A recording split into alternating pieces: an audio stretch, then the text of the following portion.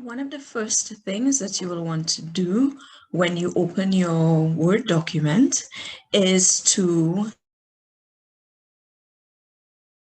name that document. So from the very beginning, you are going to save the document using the name and the format that you have been asked to do in the Dropbox assignment submission instructions. To do that, I'm sure you can see my cursor. You are going to go to File. And although you may have a slightly different version of Word, it's generally the same idea. We're basically doing the same thing. So you would have to find File, Save As. For me, I want it to be saved on my desktop. So I'm going to go into that area here to make sure I can find it. But what you really want to focus on would be the file name. See this slot here saying file name. This is where for all of your graded assignments, official assignments, any documents, official documents that you want to send as an attachment to someone, it is always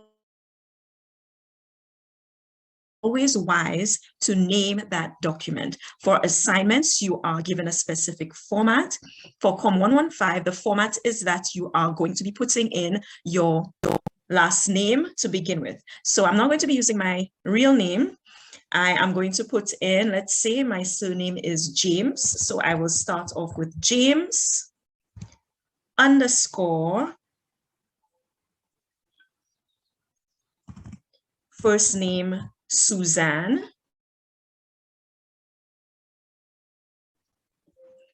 _ COM 115 _ let me get that right, _ if I am in section C, I am going to put my C, then I'm going to put _ since you are submitting the expository essay, this would be the first graded assignment that you are submitting, so it would be number 1. For the argumentative essay, you would have to put number 2 in this spot here to mark that it is the second assignment. So C1, meaning that this is the expository essay, _ and the year that I am submitting this. This will ensure that if we need to save samples anywhere other than on Moodle, that your name is there. If anything goes wrong and we need to download your submission to grade it off Moodle, to grade it offline, we ensure that the document carries your name so there are no issues. So it is very important that you name your document according to the specifications that we gave you. So I am now going to click Save. Great, and my document now carries the name that I needed to. Okay, this is the point at which I am going to organize my alignment, spacing, everything that is required, all of the specifications that were given for this assignment submission according to APA. It would be wise to do this, set it up before you actually begin typing the assignment. So I am going to put this in.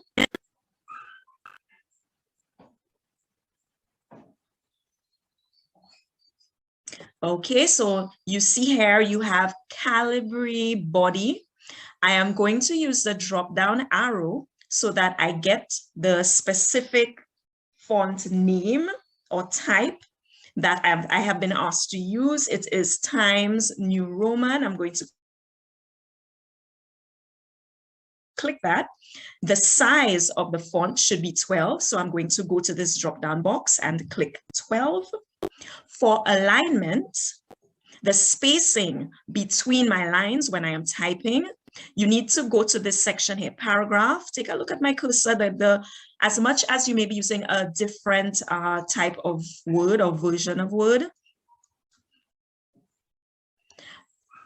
it is basically the same idea. So you look out for this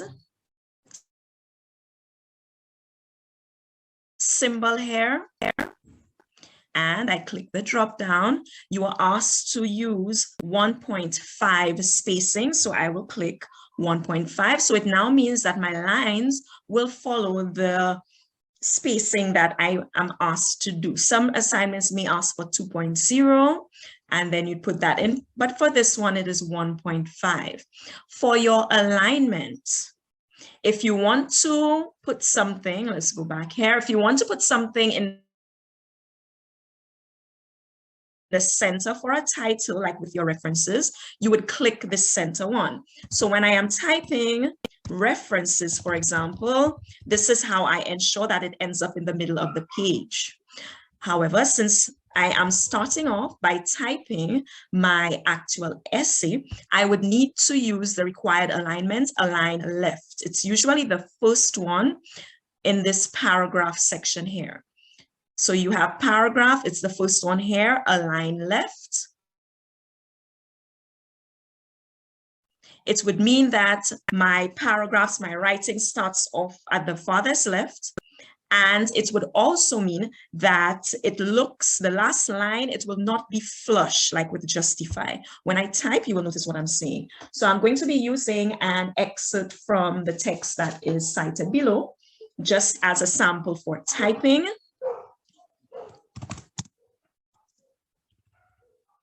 There we go.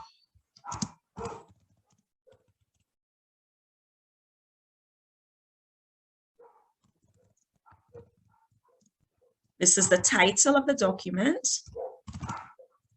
Title of the use. Of course, since it is the title, I would want it in the center. So then I would click this middle one here to center it. Okay, so to put my title in the center, this is what I am going to do. For the title, I would also need to possibly put it in bold. That is something you'd have to do only for the reference page. So of course, I go back to home and I click bold. That's one of the ways that you can do that. When I go back down, I want left alignment so I can start typing the actual paragraphs. So this is what I'm going to do. We take bold off. I forgot to do that. So you make sure you untick bold and we are typing here.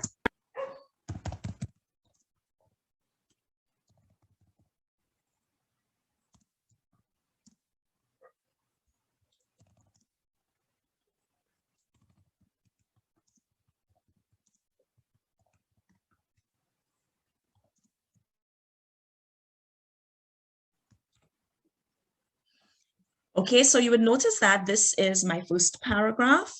In order to signal that this is a paragraph for APA, I would need to put my cursor here at the beginning of the paragraph. And just like when writing, I am going to hit the tab key on my keyboard to indent. So you hit the tab key once, and this is how you are going to indent according to APA guidelines.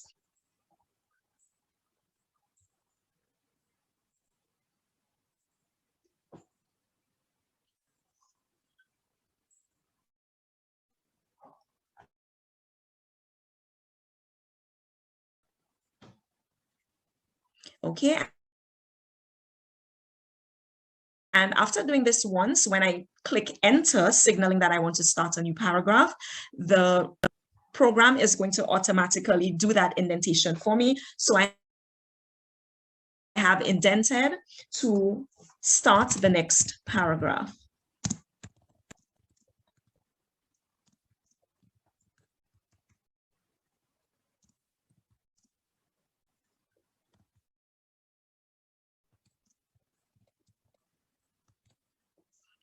Okay, what I want you to take a look at is the alignment here. After typing this second paragraph, you would notice that the alignment here is not flush. The sentences are longer. So while the top line looks a bit flush, a little more flush than here, if you look at the alignment down here, it is not what we call justified. That is fine. That is what is required when you are using the APA style. Okay, so that is perfectly fine. You do not need to click justify, that is this one here, to make sure that everything on the right side or lines on the ending on the right side of the page are justified or are flush. That is fine. So we are using tab to signal our paragraphs. Once you click enter and then tab to start a new line, this would help us signal your new paragraphs. Okay, so this is basically how you would start off typing your document. These are some of the things that you need to pay attention to. And these are some of the strategies that you can use to ensure that you adhere to the guidelines. One thing you need to be sure of is to check on whatever is underlined in red or blue when you are typing. Blue would be for grammar. So these would be grammar checks. You right click, well balanced. So it's telling me that I need a hyphen here. So I can put that in. Sometimes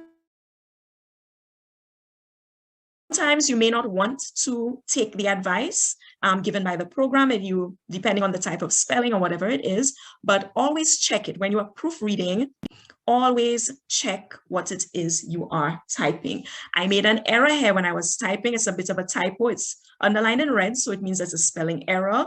The system lets me know what the correction should be, and I've realized that the system is correct. So I am going to correct that. So please do not leave your document riddled with errors, your essay riddled with errors, especially when the system is telling you that there are errors that you need to take a look at and you need to edit. Okay, for this second part, we are going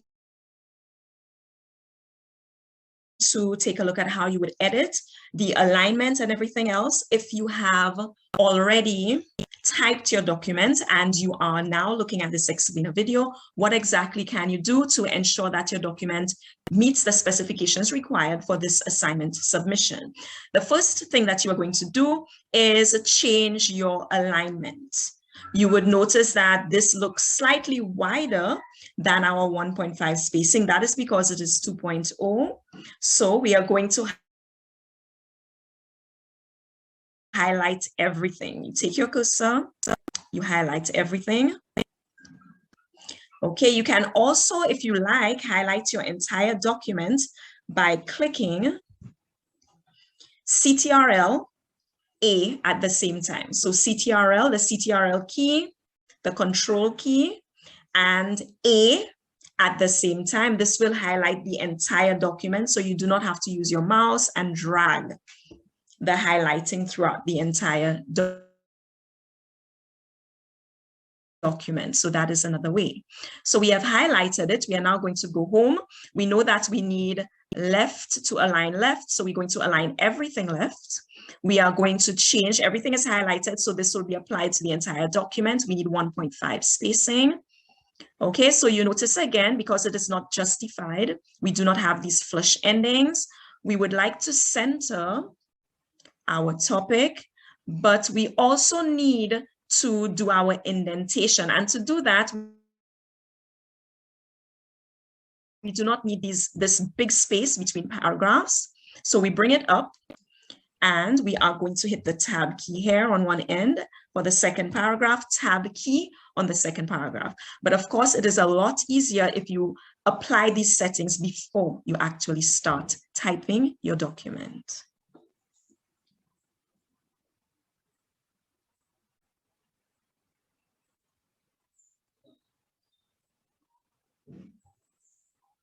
I would advise that when you are typing your assignment, one of the first things that you should do is to copy and paste. That's an easy way of doing it. You should copy and paste the content,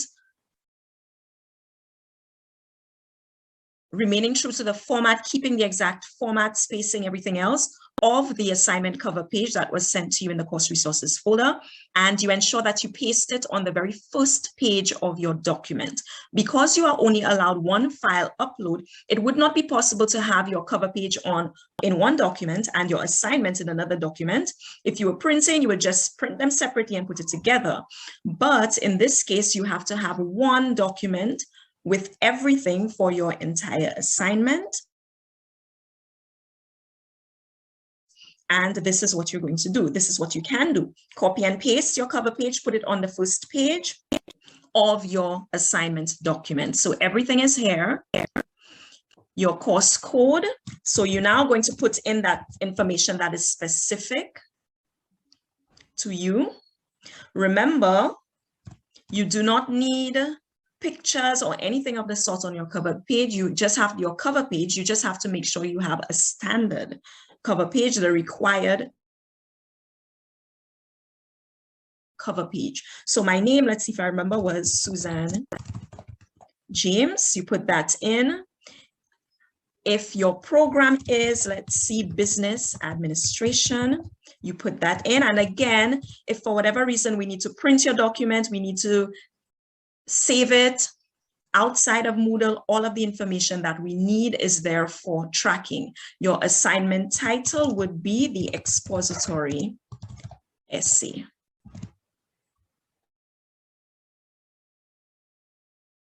Okay. Lecturer. And of course, you can move this a little. So the date,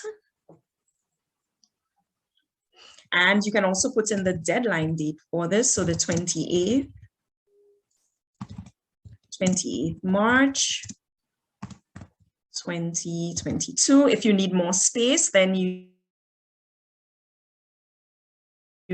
backspace the date. So you put the cursor in front of the D or behind the D, and you backspace so that you have everything on the same line. So all of this information must be on your cover page, neat and simple.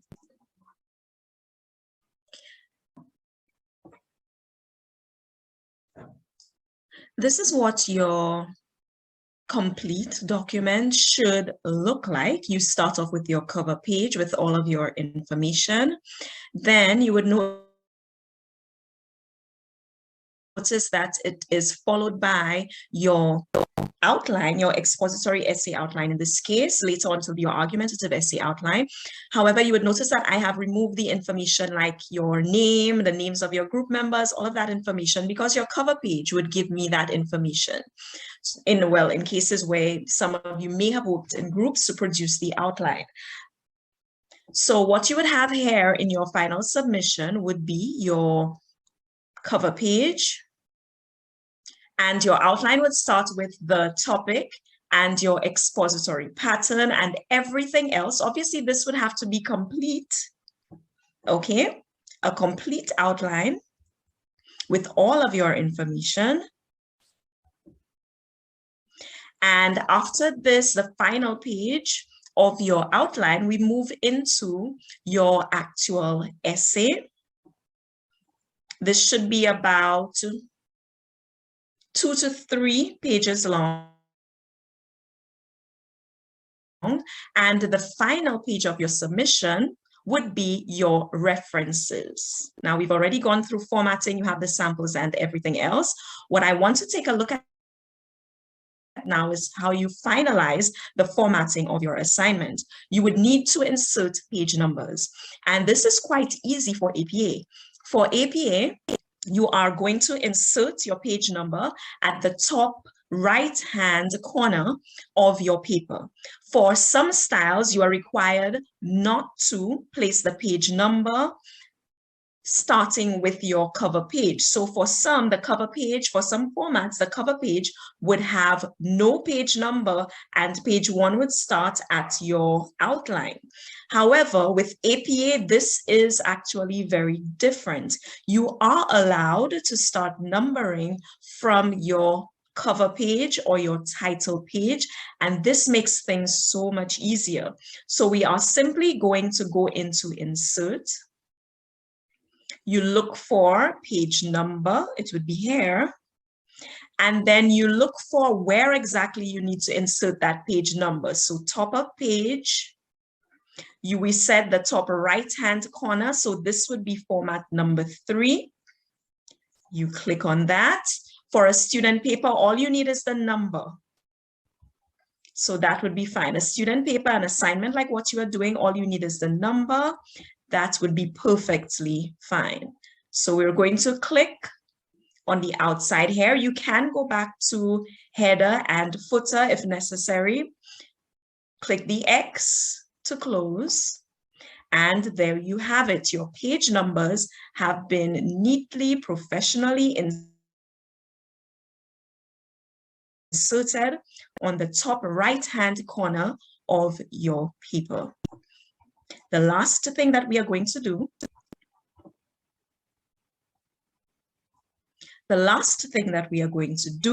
is to convert your final document into a PDF document, because this is the only way that you can upload it on Moodle, and the only way that I would be able to, or your lecturer would be able to actually grade it on Moodle itself. It has to be in PDF format. Before you do that, you need to ensure that everything is in order. You have proofread, you have edited everything, you are happy with the final submission. Okay, you would see here I have this blue line telling me that possibly it's my colon is too far. Okay, so I adjust that, make sure everything is in order. I am now going to go to File. Remember, we already named our document. Save a copy. So I'm saving an additional copy. You decide where you want that copy to go. Like I said, I like mine to go to my desktop. So I have to usually make the adjustment so I can find it easily. And you are going to go Save as Type. It says Word document. You want to change that to PDF. Very easy. PDF is right here. Save as Type. You click PDF and you click Save. Okay, and of course you would notice that it converts automatically. Okay, so this is the PDF document that is going to open up after you have converted your Word document. It means therefore that you are now going to have a Word document, which you can edit at any point and reconvert or convert again to another PDF document. But this is the PDF document that you are going to now submit in the assignment Dropbox on Moodle. Remember that your Dropbox will not accept any other format, so it has to be this final PDF document. So this is what it would look like. I do hope this little explainer video has helped you to understand exactly what you need to do to format your document and have it ready, have it up to standard for this graded assignment submission. Good luck.